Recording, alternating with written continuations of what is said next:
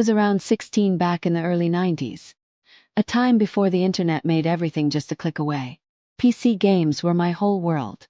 Me and my best friend used to scrape together every bit of money we had to import new games from abroad by airmail. Doom 2, The Settlers, Monkey Island. They weren't just games.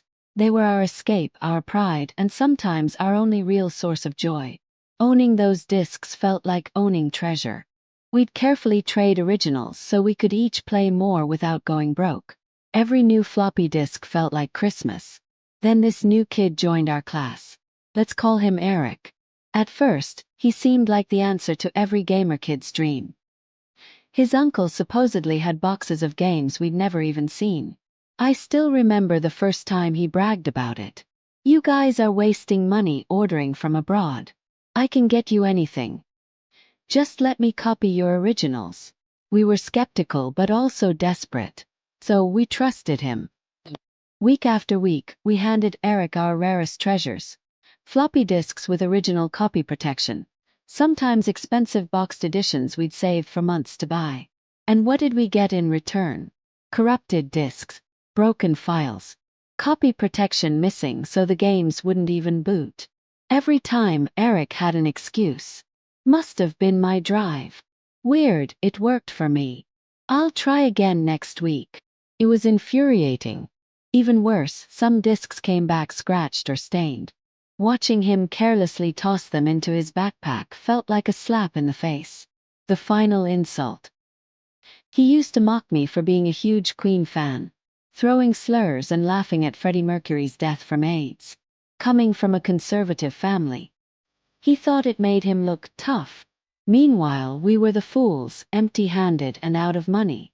Inside, I was boiling. Every insult, every broken disc. It piled up until it felt too heavy to carry. One day, our class had to attend an AIDS awareness event organized by a local foundation. At the end, they handed out brochures, flyers, and free condoms with the foundation's logo. As Eric sneered behind me, like even being at an event like that made us less manly. A spark lit in my head. My friend leaned over and whispered, "Imagine if Eric's parents got one of these in the mail." I didn't answer, but my mind was already racing. Back then, me and my friend were among the few kids who actually had inkjet printers at home. That night, we sat in front of my old beige PC, the soft hum of the fan filling the room. We carefully scanned the AIDS Foundation logo from the brochure, resized it, and placed it at the top of a letter we wrote to Eric. It read something like this: "Dear Eric, thank you for your letter. We understand it can be difficult being open about being homosexual, and you have many questions after attending our event. Please find enclosed information and condoms. Remember, practice safe sex at all times." We worded it gently, but deliberately, to sound genuine. We printed the letter on good paper, folded it carefully, and slipped in every flyer and every free condom we'd grabbed at the event. Then came the final touch. We addressed the envelope to Mr. Eric's last name, not Eric himself, so his strict Catholic father would be the one to open it. I can still remember my heartbeat as we sealed it and dropped it into the mailbox outside school. At that moment, it felt like we were setting off a bomb.